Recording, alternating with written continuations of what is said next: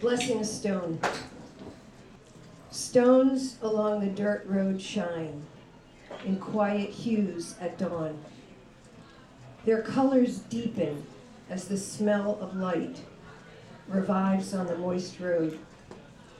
I pick one up and rub the striations, as if I could draw from the lines some message, some memory of its passage.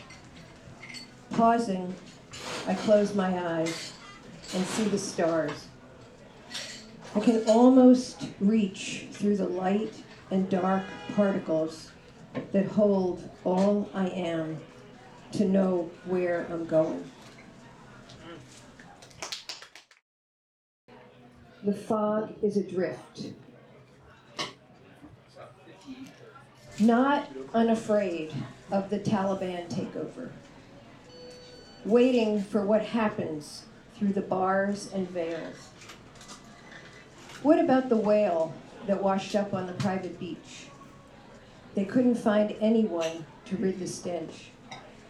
Still, we smile at the red boots on the big furry dog, turn our heads away from the man with bare stumps where his feet should be. We go by way of the wood, each of us an inscrutable world, heating up, compressing to petrified rock. Who can imagine the last notes of the whale's song?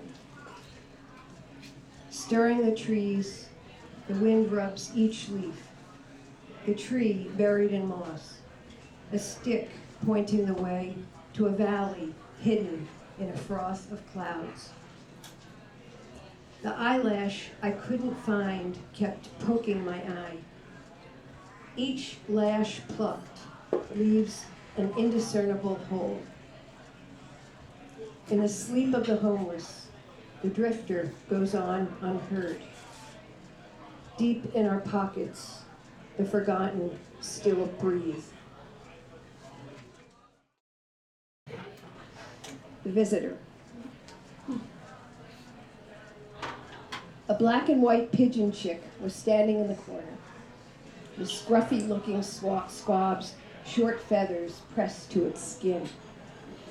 It looked at me, tilting its head, quivering a little, doing a kind of tap dance on the pavement, moving sideways, slightly to the left, cha-cha-like.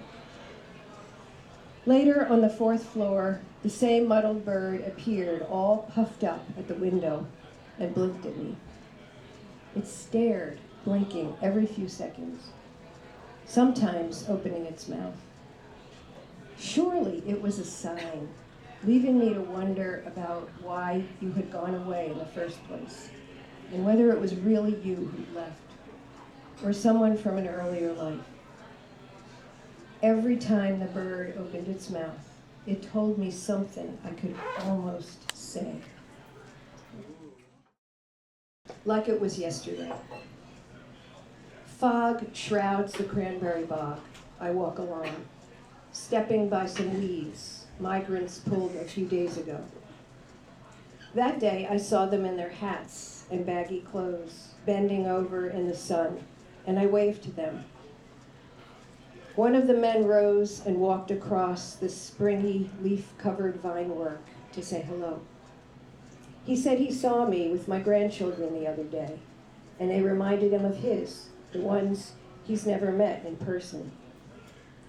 Then he was telling me of his escape from Cambodia over 40 years ago, amid the terror of executions and beheadings, like it was yesterday. His eyes darkened, looked far away, then back at me. Already the weeds have yellowed and lie there wet in the grassy road. So quiet now at dawn, but for the geese that wail through the fog, calling to each other, and me in my dew-soaked shoes. This is called A Petal in Arkansas. My first petal of the season. What a feeling to touch it with my lip. as I pause on the pavement by a porch, where red, blue, and yellow birds made of wood sit inside an old-fashioned birdcage. True, they can't sing, and one of the bluebirds dangling from a fishing line itself dangles a spider thread. And that broken thread appears to be conducting the twitter of a brown leaf in the rusted bird bath where the cage is perched. How many worlds breathe behind the curtains, the screens, the bars of other cages, in cells and under eyelids, humming as someone awakens and another dies? What else? Who else is conducting but part of the ceremony where everyone plays the most humble, decisive note? Someone is lifting the shade, a white cat at a window.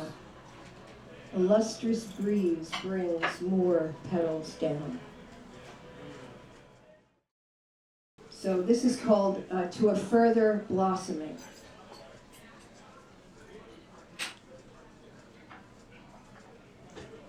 Along a narrow, uneven trail in a clearing above a school, I heard in a creek a human cry. The tree was dead, a dead oak tree with a hollow halfway up, places where the rough gray bark looked eaten away, other places raw, lichen pale, spongy and bare, with broken limbs drawn upward. From a distance, in the late light, it looked like a jaggedly splayed, coal-colored bouquet against the sky. A haunted, haunting thing. But up close, its pulp felt soft as velvet in my hand. It wasn't so much a cry as a sigh that someone had come to see into its deepened space what was not done blossoming. The crumble of its rain-soaked, drying wood had a milky caramel hue, while the black ash in its chest made it humble, as my father, with his open wound, I had to dress for months before he died. Somehow he appeared to belong then, not to any earth, but past some distant peak or star, reaching where he had not yet learned. My teacher, you've been sculpted by the wind as much as by the night and windless, unseen light that opens us within. And here you take me into your broken arms. This is called the Rock of David. He appears translucent, looming over us as the eyes look off, almost in two directions, the hands different sizes, while the smaller one holds a rock, whose inside we can't see, made of the same piece of marble he is made of, all the roughness smoothed in synchrony. But what has been discarded? Another sculptor threw away the hunk of marble that Michelangelo found to make this David. Parts of the original stone are what the eyes are searching for, that the left hand clutches, a kind of hope for a glimpse of what's locked within the massive and the rough. Beyond knowing that we are always seeking, impeded by fear when we clutch something cold and hard in place of the light that has no age. The rock is empty and filled with the hopes of all who imagine what it contains. Let's look that I'll read them. The Way of Leaves. So this is sort of another kind of a tree poem. The leaves hang together, but each falls alone. Yesterday a leaf fell among many, unheard. While it was falling, it swayed for a moment, for that moment. Somewhere now, a leaf lets go, and another one, by one, all over the world, leaving the same color stain, the same earth scent, the same wordless lament for their passage.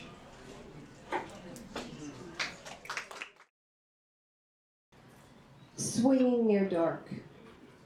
I saw this little girl swinging by the river, so swinging near dark.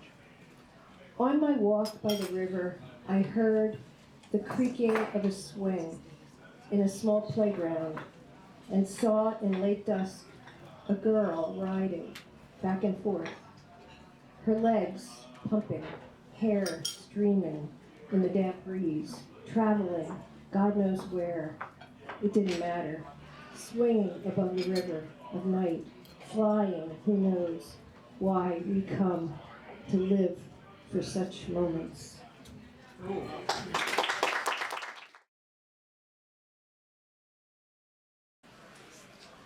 Late marriage.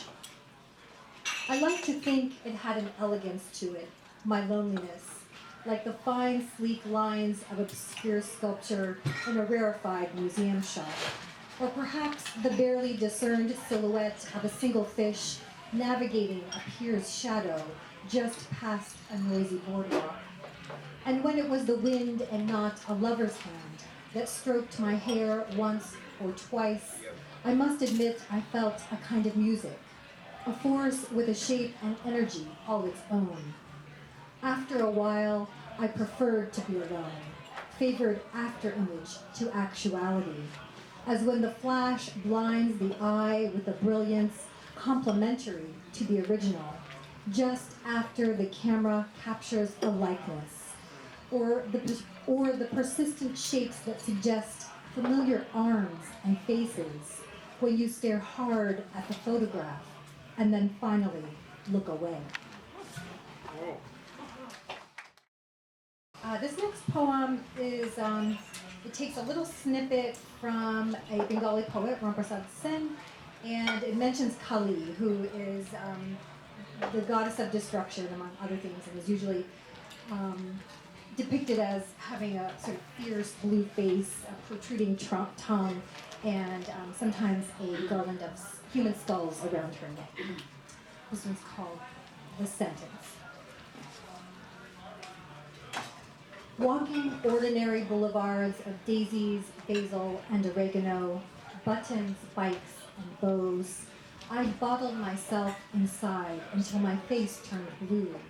I skirted the mouths of volcanoes. Was it a contradiction to pray to Allah, yet dream of Kali?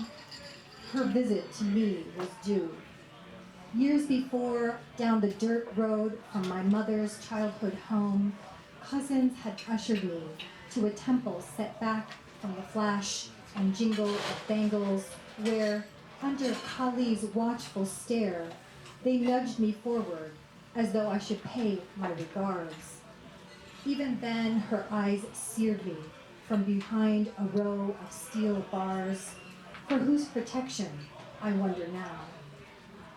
In the years that followed, I jolted repeatedly from dreams of sharp taps at my door, but always woke before I could glimpse whether it was her, sword in hand, brandishing her garland of skulls. They say Kali provides what you need, not what you want. But I resisted her righteous blade that strikes all that's false and lets it shrivel and fall away. I have pled for clemency. Could mercy be found in the heart of her who was born of the stone? The gods seek who they need, regardless of belief. The answer is no. This one's called Uninhabitable.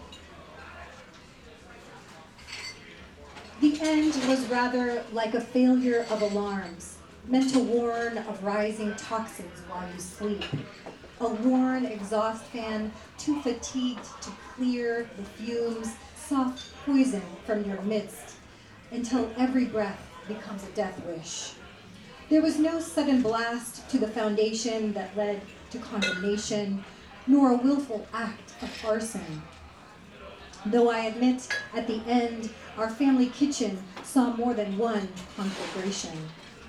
Nor did faulty wiring exorcise a serpent of fire from old wood, though it seemed to me the walls grew charred, floorboards often hot underfoot.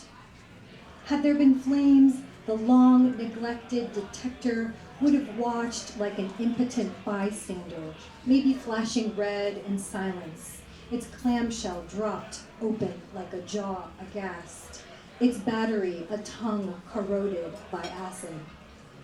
I learned too late how some toxins nearly escape detection, even as they wreak their damage on occupants in growing concentrations. I was no happy hypoxic who feels no shortness of breath and who refuses intubation when oxygen drops. No, but my withering took time, the half-life of decay. In the end, I found Geiger counters overcome with static. I heaved myself from the smoldering eaves like a hazmat medic, and only then did I notice how free and light the air all around, how full and clean my breath feels suddenly now. Last one in this vein. This is called Crush. And this one owes to our mutual friend, Ross White, who has been my longtime workshop buddy and best friend in the writing world and in life. And he's seen so many versions of this poem, so it's sort of an act of release to be able to finally read this and say, I think I'm done. I've been wrestling with it for 2 years. It was one of the first poems I wrote about the collapse of my marriage. And I'm so sick of thinking about it, so thank you for bearing with me. It's called Crush. Crush. I have been the soda in the can, sweating and bright like a neon light, full of something effervescent. And I have been the can after, flattened underfoot into pavement. I still remember in my chest a wing's flutter at the sweetheart dance, giddy in a new dress, the brush of fingertips on my back, how it felt for a time to be pretty. And I've ridden the concert crowd's press, the puzzle of entangled arms, broken glasses, fractured thumbs. Sometimes I imagine the weight on Abraham's heart as he trudged the mountain of God's calling, the terrible ascent to the far side of devotion. Can I claim too I was called to the altar twice, first to wed, then for sacrifice? I wonder if it's all we're meant to feel when all's revealed, his son restored, faith splinted and strengthened like a once broken bone. What to make of the tale's spoiled plot, knowing in the end he and his son emerge untouched. I try to envision a deliberation, a counteroffer over dry tinder. But as far as we know, there was no tearful negotiation, no beguiling patterns of hesitation. My ears hear how delusion and devotion share a force field of sound, how deceptive the slip between bliss and abyss. For me, the word to emerge was pivot, with its firm two-beat turn drumming louder and louder until it drowned out all questions. For so long, I confess, I dismissed the term inshallah for its refusal of free will. But now, with fevered feet and blistered heels, I too surrender as required. I've worn my smock of taunts to tatters. I discard it now. I scale the hill. It's called Kneading, Kneading, as in dough. And yeah, that's all I'll say. Kneading. They call it kneading, as in dough or massage, this act of pawing at my bathrobe by kittens. How lasting the memory of the mother's comfort, babies pushing at her belly to bring the milk forth. The gift of warmth while the mother grooms with a rough tongue or simply waits, regal and elegant, dozing and blinking over her litter. The kittens press on and bare their claws, unaware of the pain they cause in their shows of affection. They dig now as though for memories that precede them, claw or no claw, the insistence of paws against fur or flesh, nuzzling for the nipple. I won't forget the sting of my baby's lips at my breast after a long night of biting, how raw the skin grows long before any teeth show. When I see new mothers clutching little bundles at their hips, guiding tiny lips to take what they will give and give and give, I still ache with the phantom spring of milk. How we need and we need. We need into each other and out of each other. In the early days, in a haze of lost sleep, my infant's initial nibble struck me an ancient summon, urging forth the prehistoric, a distant call, emergent, embryonic, meant to burgeon and bloom. Then the milk sprang forth like a warm elixir, a call and response I was hardwired to answer.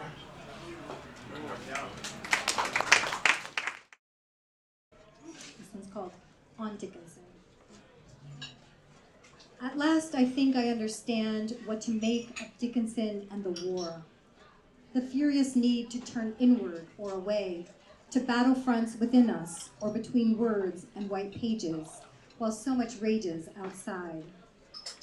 It feels a shame to be alive, she wrote, and I, too, at times, find I'd rather robe myself in white and stay inside than feel the flint of everyday living.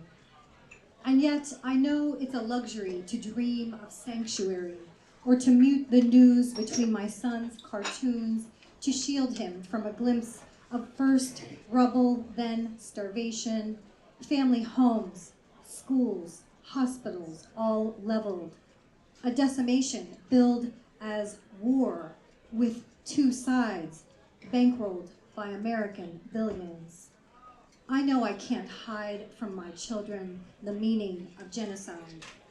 Like a coin that lands every time on both sides, the Bangladeshi flag of our origins bears a red disc that signifies the rising sun of a new nation and also the bloodshed of revolution. Most nights now I sleep fitfully on a great white bed. Somehow my children are safely adrift on warm pillows while others' babies have no shelter from shrapnel. Like my brown children, I was raised in American dens and kitchens. Just last week, after a long train ride, we arrived at my uncle's dining room, where, over teacups and bowls of rice pudding, he shared a foretold vision he'd had during the fight for liberation. A nightmare of East Bengal's university halls flooded with the fresh blood of students, just hours before the assassination of scholars and activists had begun. Should I have clapped my hands over my young son's ears? What a privilege to long for protection. Any moment now we'll drop again through history's trapdoor, so that our passage here and now might take a sudden detour back toward the homeland's still fresh catacombs. My uncle will never forget. I know so little of that generation's burden, and still across time and space, I feel its claws clutching at my children. I know escape is no answer, but still, how history harrows even as we try to scratch our way to a new version. We bake in long lines with our children to buy carnival confections, cotton candy and 7 flavors, water ice as blue as the sky. We hurl rocks into streams, creeks and streams, rest our head on grass or blankets, while distant fireworks bombard our eardrums in patriotic rhythms, like heavy artillery even from afar. Here in our hands are more toys than the days before us. We live in technicolor, scattered with the ash of genocide, again and again unfolding. In the mirage that hovers before our eyes, everyone returns home to a bed free of rubble and stone. And every lullaby we try to sing overtakes the hum of drones. It's called Phase One. And with that, I'd just like to say thank you again to Aaron and for all of you for being here. Phase One. For leaving the fridge open last night, I forgive you. For conjuring white curtains instead of living your life. For the seedlings that wilt now in tiny pots, I forgive you. For saying no first, but yes as an afterthought. I forgive you for hideous visions after childbirth brought on by loss of sleep. And when the baby woke repeatedly for your silent rebuke in the dark, what's your beef? I forgive you for letting vines overtake the garden, for fearing your own propensity to love, for losing again your bag en route from San Francisco, for the equally heedless drive back on the caffeine-fueled return. I forgive you for leaving windows open in rain and soaking library books again, for putting forth only revisions of yourself with punctuation worked over instead of the disordered truth. I forgive you. For singing mostly when the shower drowns your voice, for so admiring the drummer you failed to hear the drum. In forgotten tin cans may forgiveness gather, pooling in gutters, gushing from pipes, a great steady rain of olives from branches, relieved of cruelty and petty meanness. With it, a flurry of wings, 13 gray pigeons, ointment reserved for healers and prophets. I forgive you. I forgive you. For feeling awkward and nervous without reason. For bearing Keats's empty vessel with such calm you worried you had perhaps no moral center at all. For treating your mother with contempt when she deserved compassion. I forgive you. I forgive you. I forgive you. For growing a capacity for love that is great, but matched only, perhaps, by your loneliness. For being unable to forgive yourself first, so you could then forgive others, and at last find a way to become the love that you want in this world. Thank you.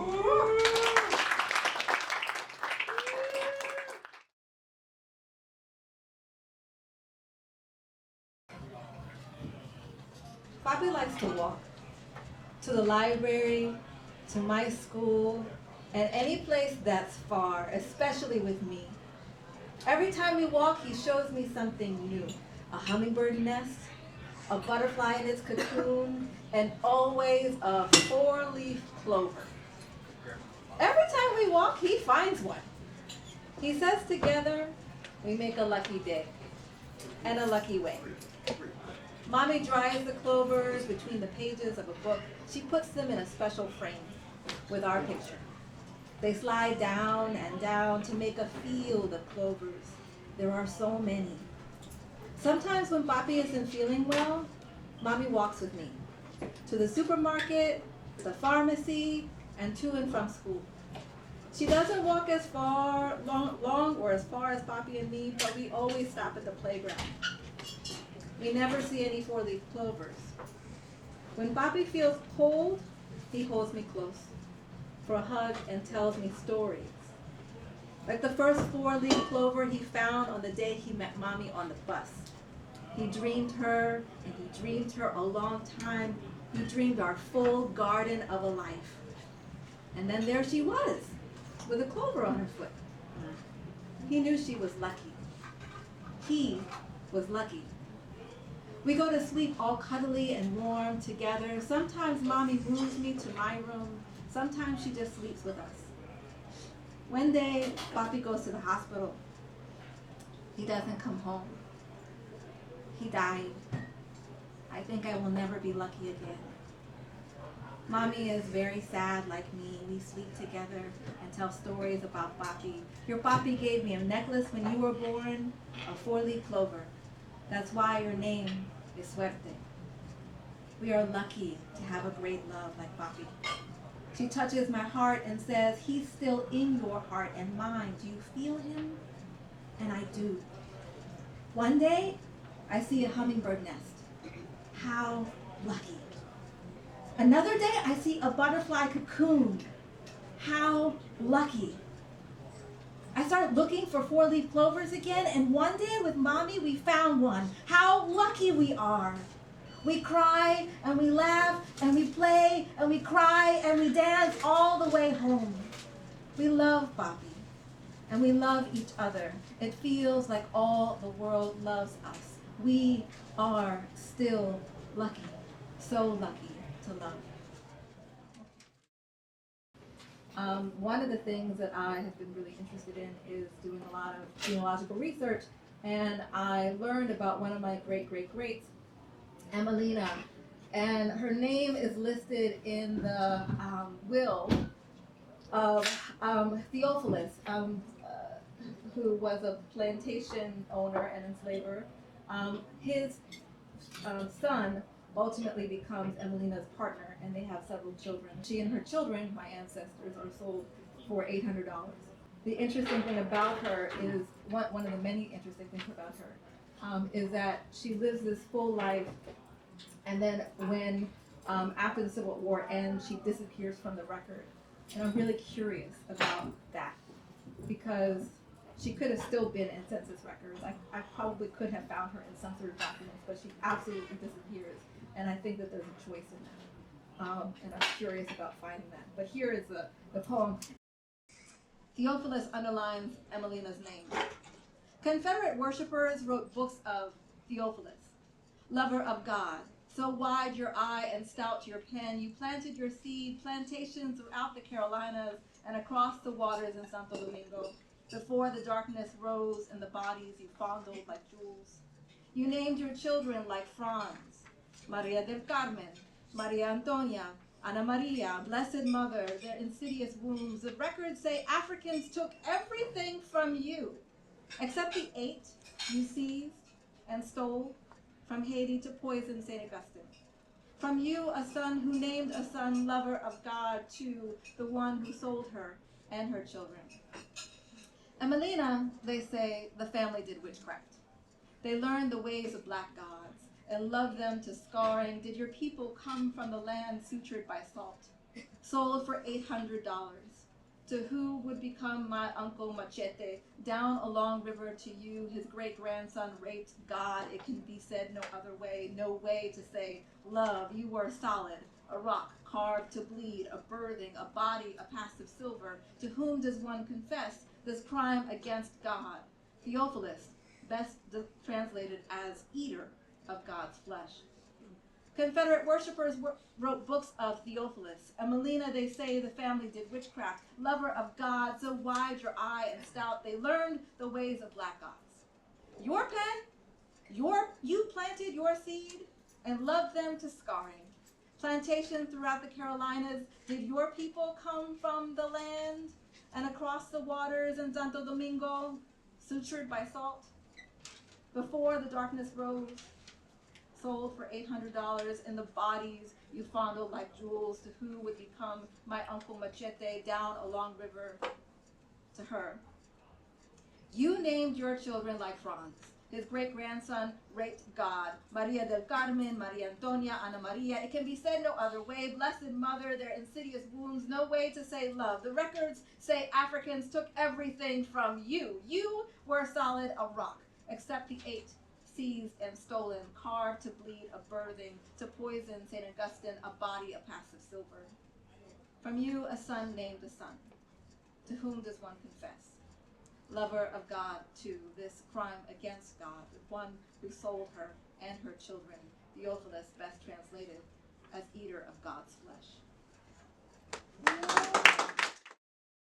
So my Aunt Doris was a character. She was the first queen of swing. If you know anything about swing music and swing jazz in particular, then Mildred Bailey might be a name that you know.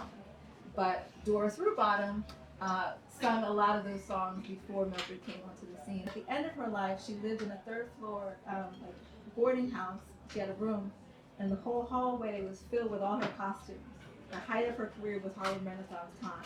She had costumes and pictures and all sorts of amazing things. When she died, nobody thought it was important, so they threw it all away. And if you go to the National African American Museum of History and Culture, like I have, there's one note there that talks about the erased history of jazz, especially women jazz vocalists of that period. That there are few people, but there's a huge gap in the record. And she's part of that gap. So I'm writing a lot and creating a lot in response to her story. So there's a quote from her, kind of cool. I've been interacting with some of the articles. You won't be able to see your picture, it's fine.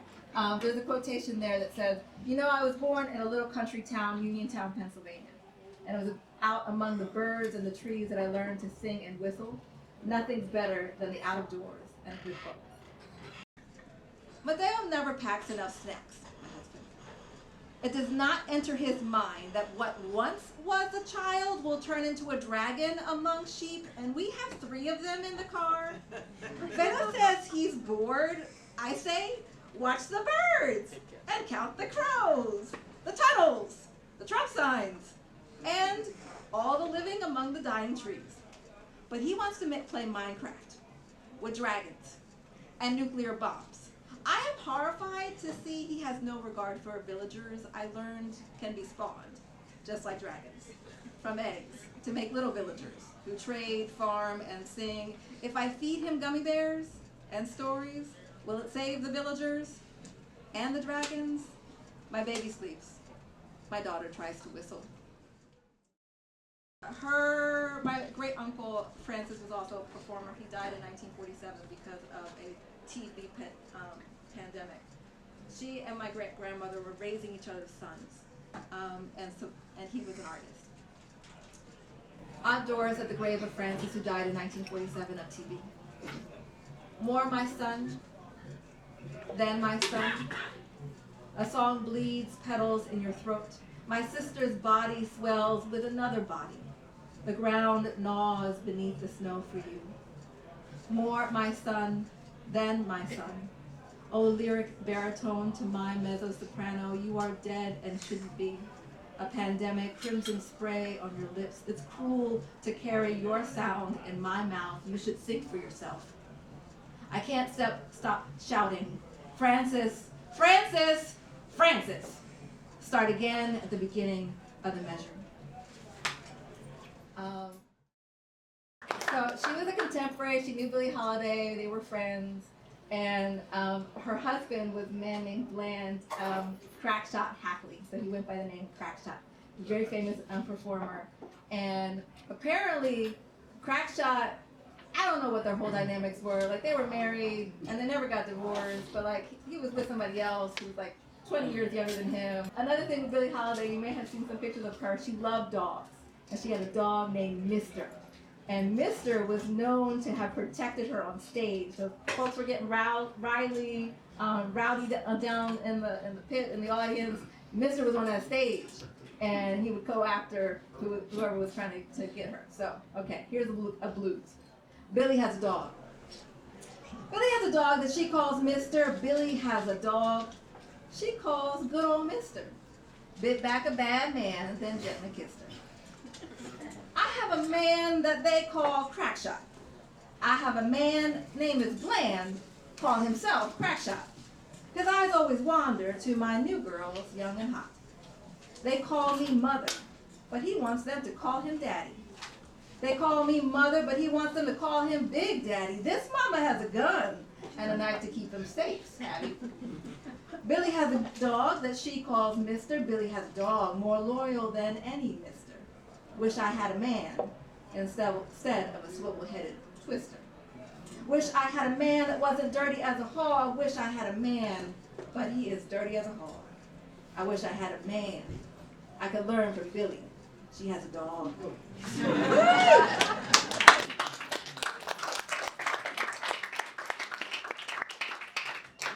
Okay. wanted to give you one more poem, which is a new poem. So I was looking at Ancestry, and what popped up was a child that had never been there before. And then my mom was like, oh, let me tell you, she had a son who died of a brain aneurysm, which is what she died of when she was in her 80s. And she was like, I saw that on Ancestry too. I don't know where this information came from, but we have to track this down. And I think she was in Western Pennsylvania performing, had her child there, had a partner there, and then there was a break where she left and started his performing life. And I think to myself, if my baby died, that would be the thing. Start all over again, because I'm not the same person. Right? So this poem came from that. I woke up with this poem. Take everything. My feet at the ankles, I will still feel the rhythm through the shaft of exposed bones. Ba-ba-ba-ba. Take my hands, I would still touch the silk of piano chords that trill on air, C major to F minor suspended. Take my tongue, my voice will still fill the echo chamber of my throat, shaped by the tunnel to bellow until you feel the raw words, copper as blood on your lips. Stop the bell of my voice. I will flutter my eyelashes, making a song you strain to capture. So in my violent deformity, it will be you who weep to manic laughter. A burn shooting through veins like fever at my indomitable reinvention. I am a singer. I am music itself. Take even my son, his baby gurgles, the miracles of days that twined into a boy's mimic. I love you. I'm mama baby. Kiss, kiss, how he would dance to the whistles of birds, his steps and intuitive syncopation. Take even my son, and I will sing. I will sing, I will sing every place he should have seen, to every body he should have known. Take him from me. Explode his mind and gone just like that in a second. His body in my arms, my boy's body in my arms. God damn it, I will still sing.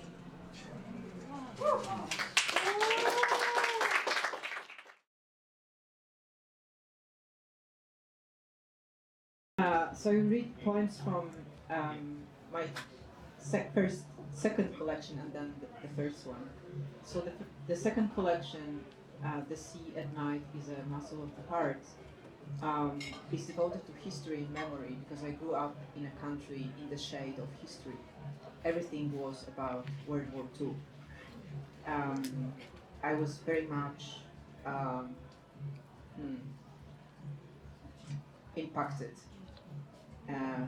by it, even though I personally have not experienced it. But I did not need to read textbooks about transgenerational trauma. I just, my father of my mother was in the Nazi camp. Father of my father was in the Gulag. So, That covers it. from both sides.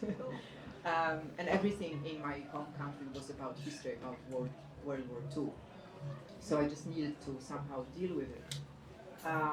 So this poem I wrote in Berlin, and the camp where my grandfather was in is just outside of Berlin.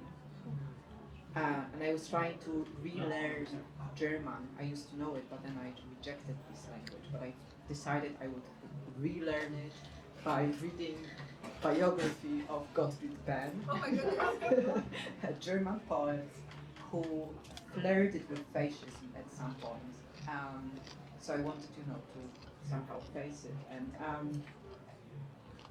And I was also reading Diary of Cat Colvis, this exceptional sculpture artist who lost her son in the war and kept sculpting herself and her son as a pieta for the rest of her life.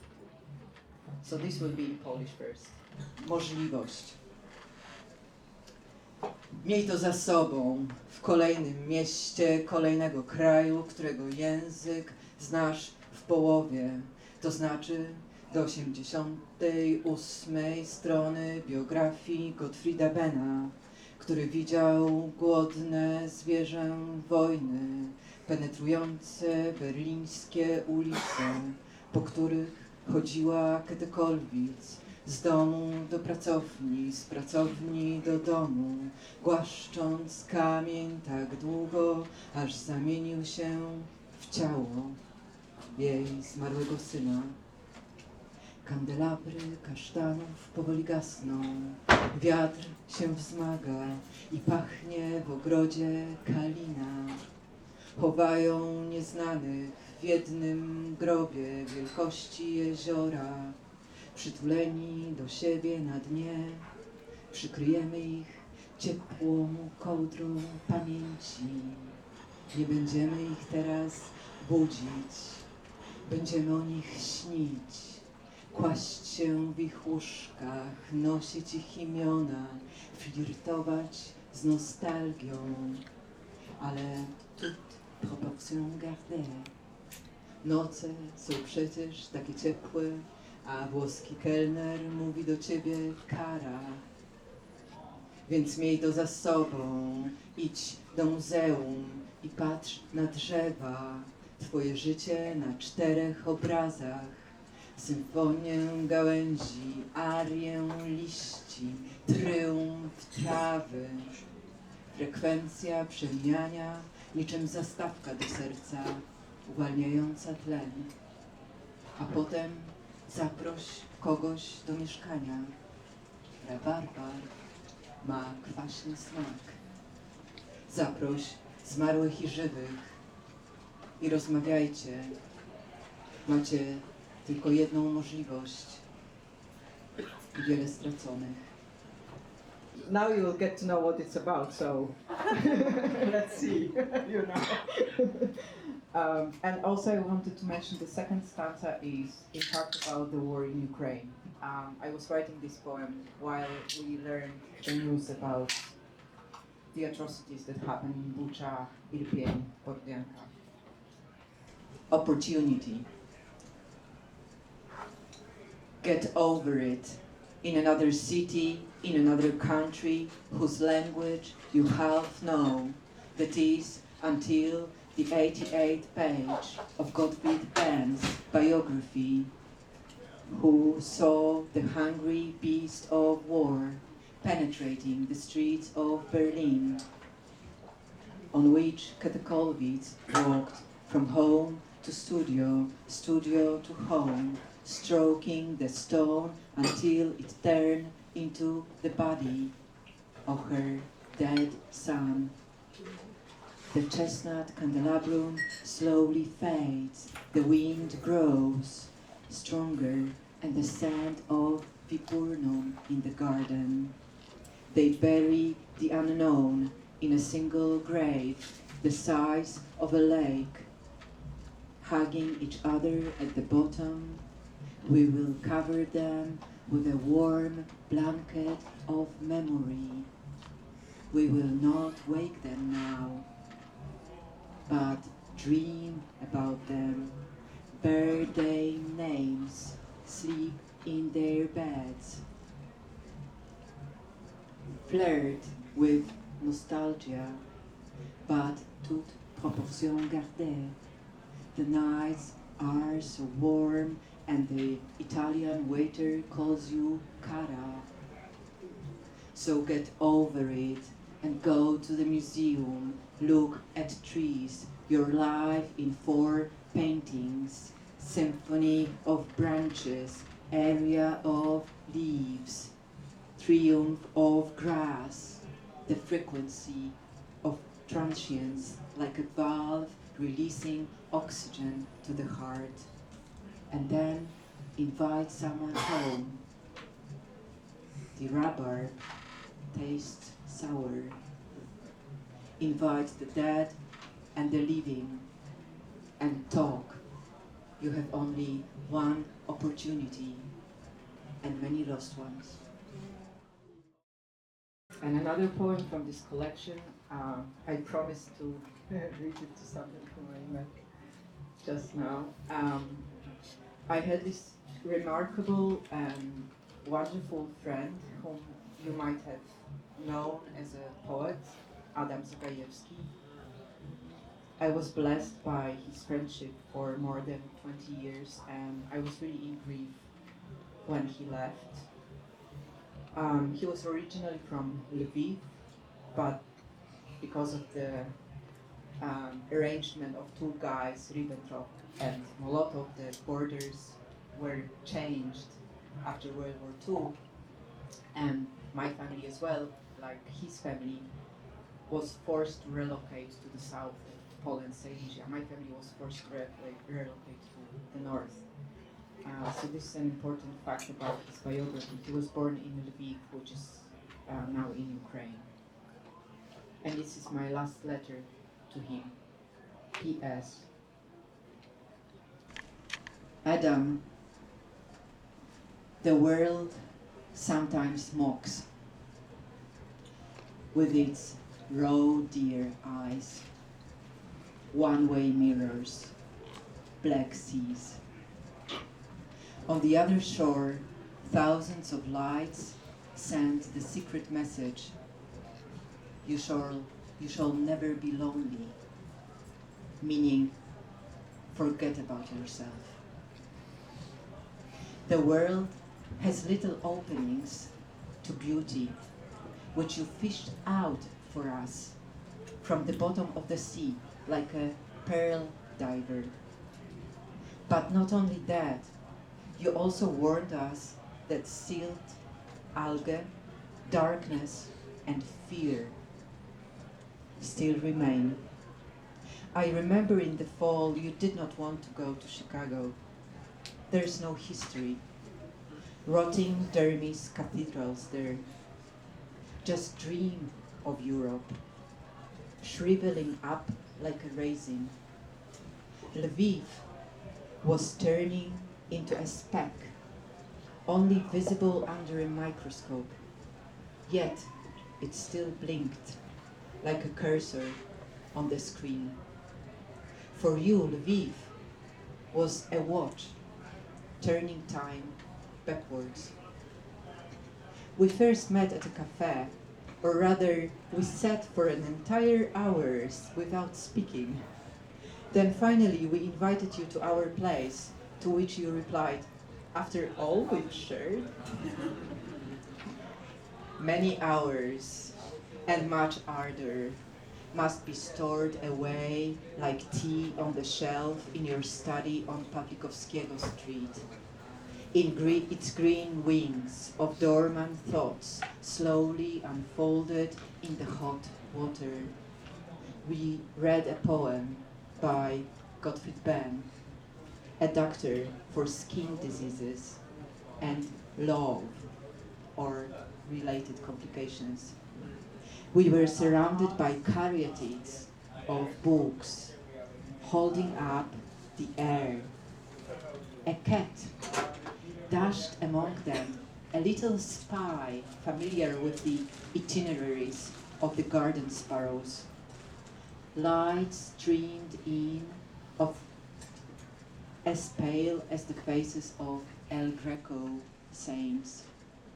It was Ben's last poem, written in 1956, just before his death. First you read it in German, then I read it in translation. We could not understand, although we wanted to. Schlafe ein, sleep, as he writes at the end. So I was in Arles, it's Arles, it's a town on the south of France. I was there at the residency, I'm a residency veteran, translating a book from French. And I very much love Vincent, and this residency is located in a former hospital, and there was a network of hospitals in the south of France called Hôtel Dieu, which is God's hotel. And Vincent van Gogh was there after, he got rid of his one ear, recovering there, and I think he was searching for transformation there. And maybe I also was searching for transformation. The war of Ukraine is also present in this poem. And I just love Vincent. So it's called Hôtel Dieu. In that brief time when trees are in bloom, my thoughts return to the room all in wood, with one small picture on the wall, a moth in a thicket of rusty rose leaves. Everything was green, vividly green, like the first dip in the sea after a long winter. It spread wings, opened their eyes. They were a book in the library, open to the sentence about a dream from which it was better not to wake. The windows overlooked the patio of the old hospital, where Vincent desired a transformation, as if it would lead him straight to the sea, where desire transforms into a poplar fluff. Dark birds of war haunt my thoughts.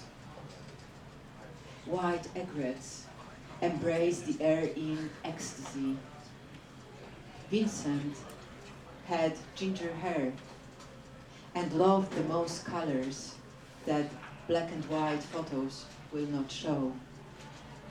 Perhaps transformation approaches like a stiff wind that must be overcome, or water that sometimes leaves traces like a tender look. Seawater transforms into salt. I grew up just reading books. I didn't have TV. I grew up in a forest, in a hippie commune. And you know, my cartoons was Greek and Roman mythology, so I'm so familiar with all those gods and guys. And you know, when I was living in Norway on the peninsula, I assigned as a guide of a blind person. I managed to guide this person around the peninsula very bravely and correctly, and I was so proud of myself. And at the end, I wanted to share with Olaf, whom I was guiding, some words of empathy to let him understand that I sort of understand his condition, because after dark I cannot see anything. I have this kind of a night blindness. He just nodded and didn't comment on that, and when I got home I thought, I thought about Tiresias. He could not see. He was punished by the gods because he was too curious. So he could foresee the future, but he could not see his surroundings. So I thought he might need an assistant. And I'm a bit like Odysseus, you know, because I'm a nomad. So this is the story. Tiresias seeks an assistant. What if, asks Odysseus, things are irreversible and I lose her love? It is hard to part though. The island is an idyll. In the garden ripe plums burst with juice.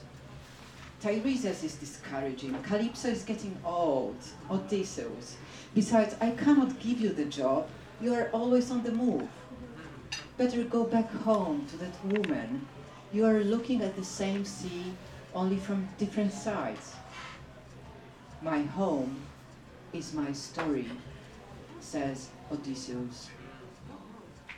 And at departing, he salutes the guide dogs of Tiresias, who wants to learn the end of his story. Odysseus stands at the shore. Dusk is falling. The moon and its swaying reflection form a semicolon. Everything can be.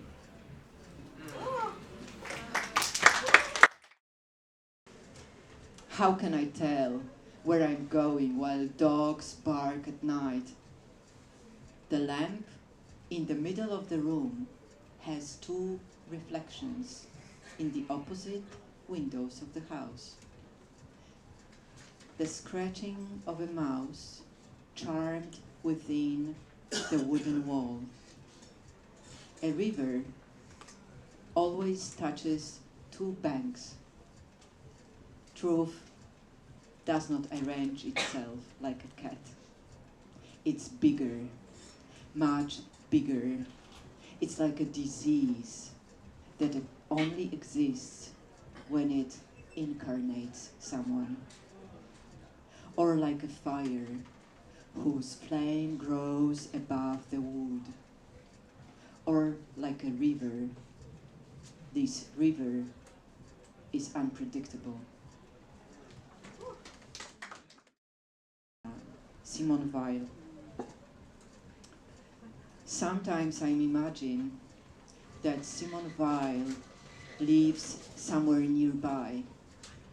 At night, she listens to Er par midi, but quietly, so as not to disturb the tired neighbor's dreams. She barely sleeps herself. After all, she has much to do. She works at a psychiatric hospital, stroking patients' thoughts, reading them out aloud, so they know they still exist. Vegetables she buys at the market. Fish she does not eat, since they cannot complain. She buys books online and learns the most beautiful fragments by heart. With keen interest, she's constantly reading Plato. She does not dig much into recent stuff. At home, she simply has a desk, a chair, and a lamp. Her books she gives away to the local library. She does not wear contacts. Her glasses sit as if between her eyes and the world. She eats too little and is always dying of love.